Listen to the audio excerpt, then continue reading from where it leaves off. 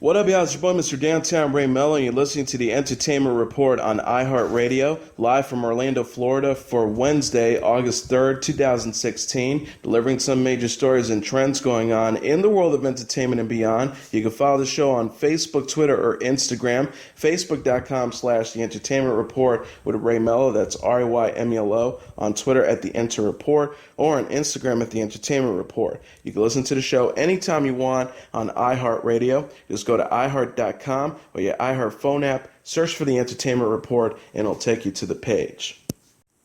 Channing Tatum is training to pull for a set of fins as the Magic Mike star is set to take the lead role as the mermaid in Disney's remake of the 1984 movie Splash. In the original film, Daryl Hannah plays a mermaid who saved the life of a drowning boy who's later played by Tom Hanks. She returns for him decades later and gives him the option to live with her in the sea. With Tatum taking Hannah's role, Hanks' role will go to Jillian Bell, who has previously starred in Workaholics, Eastbound and Down, and 22 Jump Street. Brian Grazer and Ron Howard, who produced the first film under their newly formed Imagine Entertainment, are reportedly returning to produce the reboot. Suicide Squad stars Margot Robbie and Cara Delevingne turn heads on the red carpet Monday. The 26-year-old Australian actress and 23-year-old British model who play Harley Quinn and Enchantress in the film attended the movie's New York premiere at the Beacon Theater. Robbie and Delevingne both stunned in edgy looks. Robbie wore a black gown embezzled with a gold sequined unicorn, while Delevingne chose a studded black mini dress with thigh-high boots. Jared Leto, Will Smith, and Scott Eastwood were also in attendance. Leto and Smith portrayed the Joker and Deadshot respectively, while Eastwood's character has yet to be revealed.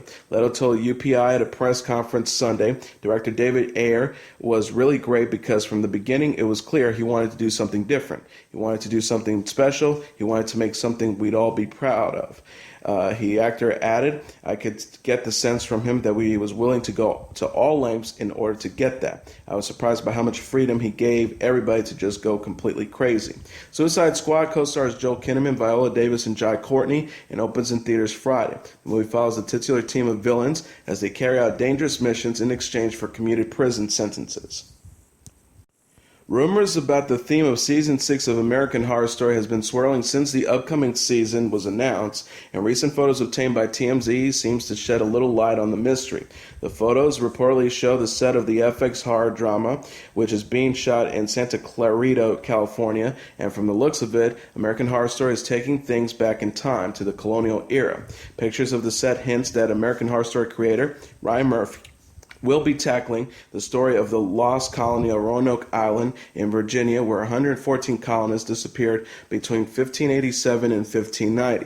In 1587, adventurer John White brought a group of settlers to the island off the coast of Virginia. He set sail back to England for supplies, and when he returned 3 years later, everyone was gone, including his daughter Eleanora and her infant daughter Virginia. The only clue White found was the word Croatian and the name of a nearby tribe carved into a tree. There was no sign of a struggle, and White was never able to find out what happened to the lost colony. This isn't the first time that Murphy has drawn on history. The third season of the show, American Horror Story Coven, delved into the story of the witches from Salem living in New Orleans. Season 6 is set to premiere on September 14th and will star Lady Gaga, Emma Roberts, Angela Bassett, Kathy Bates, and Bat Bomer. Star says it has renewed Steven Soderbergh's 30-minute drama The Girlfriend Experience for a second season, which will focus on new characters and plot lines. Oscar-winning filmmaker Soderbergh will return as executive producer along with Philip Fleshman, Lodge Kerrigan, Amy Seimetz, and Jeff Cuban. Andrew Furberg and Adele Romansky will also executive produce the show. Lodge Kerrigan and Amy Seimetz will serve as showrunners, writers, and directors for the 14th episode sophomore season of the anthology series. Carmi Zaltnick, the managing director at Star, said in a statement, first season of The Girlfriend Experience allowed us to accommodate all viewing appetites with the traditionally weekly episodic premiere schedule as well as a binging option for the entire 13 episodes. We're excited to offer our Star subscribers a second season that will explore new GFEs, clients, and relationships as we take viewers back into this world that questions the price of intimacy and its emotional consequences. Season 1 stars Riley Q as an intern at a prestigious law firm who finds herself navigating the world of transactional relationship. Fans got another look at the upcoming standalone Star Wars movie Rogue One in a TV trailer that was released Monday night. The movie, officially titled Rogue One, A Star Wars Story, introduced a new cast of characters and is being billed as an origin story. The film is set before A New Hope and tells the story of a band of rebel forces led by Jyn Erso, who set out on a mission to intercept the plans for the new Death Star. Rogue One stars Felicity Jones as Jyn, Diego Luna, Forrest Whitaker, and Mads Mikkelsen, and is set to premiere in theaters December 16th. Michelle Dockery is open to a Downton Abbey movie. The 34-year-old English actress who plays Lady Mary Crawley on the ITV series voiced interest in the potential project in an interview with People magazine. She says, "We'll see. I'm open to the idea of the film. I'm looking forward to seeing if it happens. We are all still very, very close, but we're all off doing different things now all over the world." Downton Abbey came to a close in December after a 6-season run. Series creator Julian Fellows was enthusiastic but time-conscious about a movie when he spoke to IndieWire in May. Fellows said, "I hope there will be a film. There is an audience for a film. I structured a narrative with lots of things happening, but we would need a kind of unity to make a feature, which is a challenge for me." He elaborated by saying it would be a bigger canvas, a riot could be a real riot, the ball a real ball. I would like that, but I think it would be fun. But there's a time, and then everyone's moved on. Downton Abbey co-star Hugh Bonneville, Elizabeth McGovern, and Dame Maggie Smith. Dockery will next portray Letty Dobesh, a thief and con artist on the TNT series Good Behavior. The actress told People magazine, "Letty is a very colorful, complex character. She's much like Lady Mary was. I always have a place in my heart for that character, and I think you kind of take your characters with you as you go on in your career." The Logo Network announced the second season of RuPaul's All-Star Drag Race, as well as a twist on the rules of the reality competition. RuPaul's All-Star Drag Race second season trailer revealed that contestants will vote to eliminate each other for the first time in the show's history. The show, which pits a roster of drag queens selected from the 8 seasons of RuPaul's Drag Race against each other in a weekly lip-sync competition, will now allow each week's winner to eliminate the contestant of their choice. RuPaul's All-Star Drag Race will simulcast on Logo and VH1 on Thursday nights starting August 25th at 8 p.m. Sesame Workshop is apologizing for recent misunderstandings around the changing cast roles at Sesame Street. Bob McGrath, a co-star since 1969, revealed last week that he, Emilio Delgado, and Roscoe Orman were all fired when the preschool show moved from PBS to HBO and the program's format was cut from 60 minutes to 30 minutes. Following a public outcry over the perceived ousting of the beloved actors who played Bob, Louise, and Gordon for decades, the show's producers issued a statement Tuesday clarifying that while the men had not been laid off, they also would not be appearing in any episodes in the latest season. Sesame Workshop CEO Jeffrey D. Dunn said in a statement, "We apologize for the misunderstandings around the changing cast roles at Sesame Street. Over more than 40 seasons, Bob McGrath, Emilio Delgado, and Roscoe Orman have made enormous contributions to both television and to the lives of preschoolers. They are and always will be a key part of the Sesame family. As always, our curriculum and educational goals drive our storylines and character appearances. These change season to season. In 2014, when we first began producing the current half-hour show format, we let all of our cast members know of the shorter storylines and therefore reduce our appearances. However, our production team also intentionally left the door open for all actors to continue to appear based on the storylines that were written in any future seasons. In our latest season, the storylines written did not include appearances by these 3 actors, and we certainly could have done a better job communicating with them about our ongoing episode plans. I've been in touch with each of them to meet in person about how we best adapt their talents to the current content needs and preschool media landscape in a way that honors their historic contributions. We are very grateful for the many loyal fans of Sesame Street who continue to care so deeply about the show and what it means to them." Legendary singer Tony Bennett celebrates his 90th birthday on Wednesday, and NBC is planning a televised celebration to honor him in December. The TV special Tony Bennett Celebrates 90, The Best Is Yet to Come, will feature performances from Lady Gaga, Aretha Franklin, Elton John, Stevie Wonder, Billy Joel, Andrea Bocelli, Michael Bublé, Diana Krall, and Katie Lang, among others. Bennett said in a statement on Tuesday, "I turn 90 tomorrow and feel like I'm just getting started and look forward to each day." I have loved performing from the public and sharing the music I love with the world. It's a thrill to have NBC air a special in honor of my birthday and to have so many wonderful artists that I've worked with and admire participate. Bennett's career has produced 57 studio albums plus other live and compilation records. NBC celebrated Bennett's 80th birthday with a special that won 7 Emmys. Robert Greenblatt, the chairman of NBC Entertainment, says, since we celebrate Tony's 80th birthday on NBC, it only seems fitting that we should also stop and pay tribute to his 90th, a true milestone for one of the greatest living vocalists of popular music. Bennett's birthday special will air on NBC on December 20th at 9 p.m. The Tonight Show star Jimmy Fallon has been named the host of the 74th Golden Globe Awards ceremony, the Hollywood Foreign Press Association said Tuesday. The gala honoring excellence in film and television is to take place January 8th. It will air on NBC Live Coast to Coast from the Beverly Hilton in Beverly Hills. NBC Entertainment Chairman Robert Greenblatt said in a statement, "We're thrilled to announce Jimmy as the host of the 74th Annual Golden Globes. This is the most spontaneous and uninhibited award show on television, and Jimmy's playful, disarming comedic brilliance makes him the ideal host to enhance and elevate the sense of fun and irreverence that makes the Golden Globes one of the premier events of the entire broadcast year." Lorenzo Soria, the president of the Hollywood Foreign Press Association, says Jimmy Fallon is an exceptionally talented and dynamic entertainer, and we couldn't be more excited that he'll be hosting the 2017 Golden Globes. His charm, wit, and incredible spontaneity will play exceedingly well both to everyone at the show as well as the millions watching at home from around the world. Fallon tweeted, "I'm so excited to be hosting the Golden Globes in January," he added, "and I'm really looking forward to spending time with the Hollywood Foreign Press before Donald Trump has them all deported." Writer-director Christopher Guest's latest mockumentary, Mascots, is to debut on Netflix October 13th, following its world premiere at the Toronto International Film Festival next month.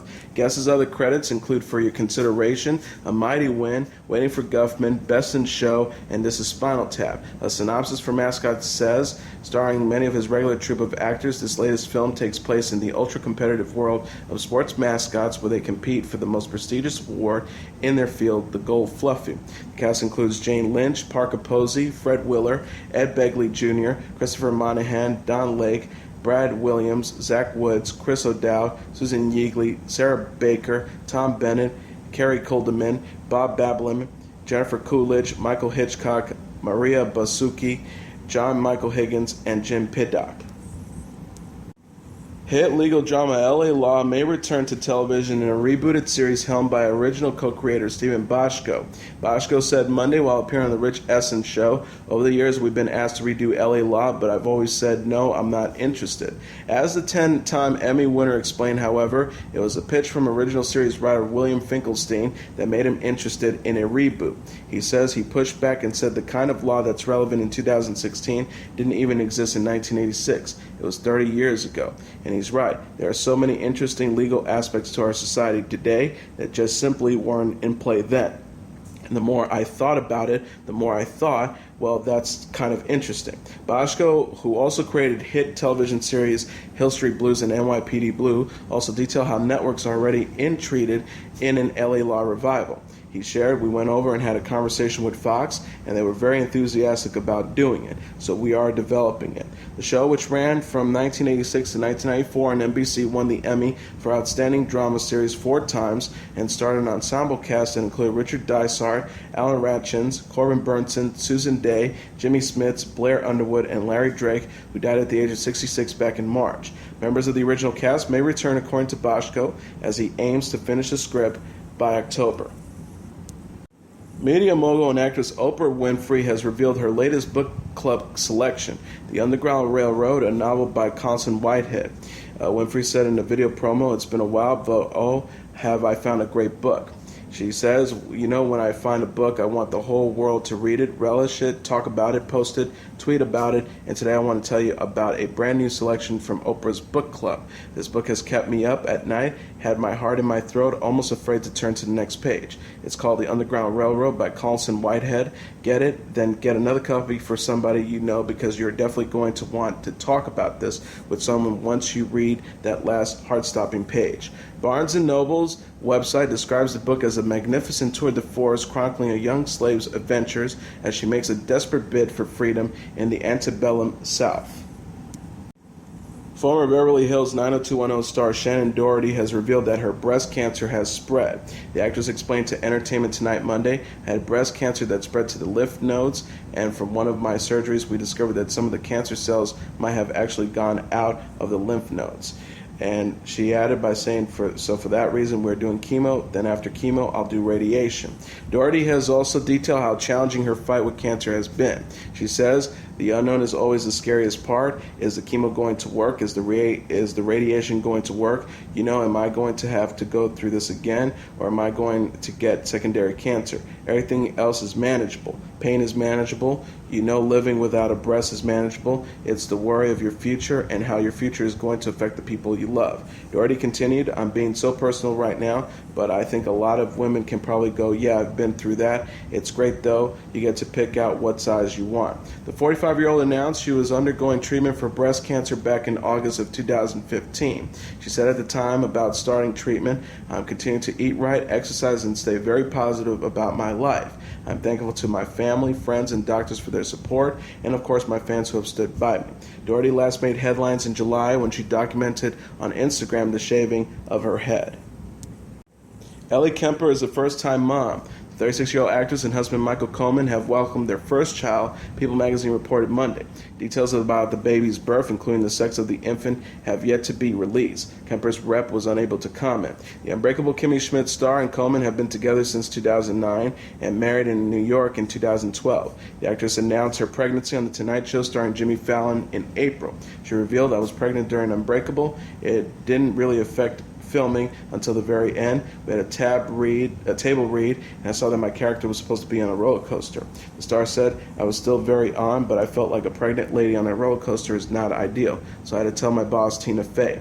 Kemper plays the title character on Unbreakable Kimmy Schmidt, which was renewed for a third season in January. She is also known for portraying Erin Hannon on The Office.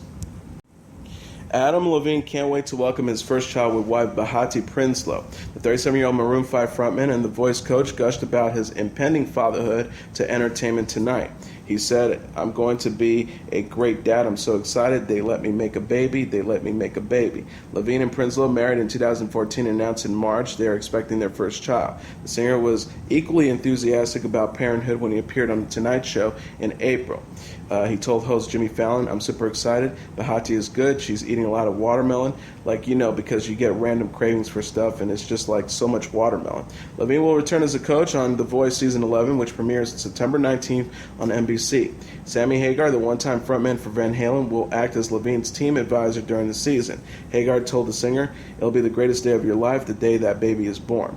Levine and Prinsloo were spotted on a date night Saturday at Craig's restaurant in Los Angeles. Prinsloo, a 27-year-old model, has shared a new baby bump photo over the 4th of July weekend. Bella Hadid says she loves The Weeknd for who he is and not his famous persona. The 19-year-old model discussed her relationship with the 26-year-old singer in the September issue of Glamour magazine. The Weeknd was born Abel Tesfaye in Toronto, Canada in 1990. She said of the two-time Grammy winner, "I'm dating Abel. I don't see him as The Weeknd. I'm proud of The Weeknd and the music he makes, but I really love Abel." Hadid and Tesfaye started dating in spring of 2015 and made their red carpet debut as a couple at the 2016 Grammy Awards in February.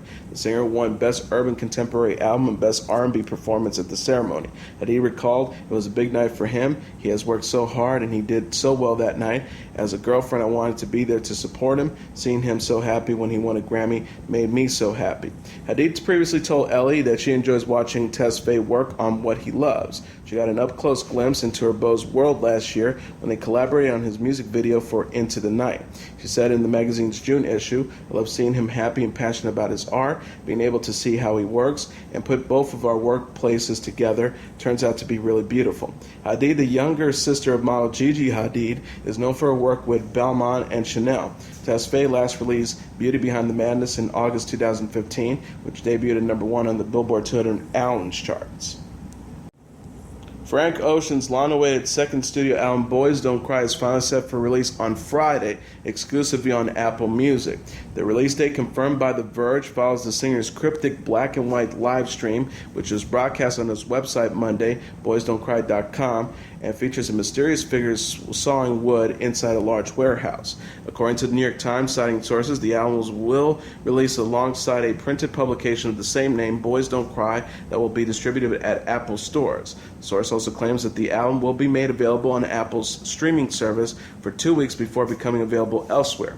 Ocean teased the release of the project on his website back in July by posting an image of an old-school library book checkout card with the most recent date reading July 2016. As the day passed, fans continued to wonder if Ocean's follow-up to his critically acclaimed and Grammy Award-winning 2012 debut album Channel Orange would ever be released. The secretive musician began to step back into the world of music in 2016, appearing on Kanye West's Wolves from his latest album, The Life of Pablo. Ocean also appeared in new fashion ads for Calvin Klein starting in July.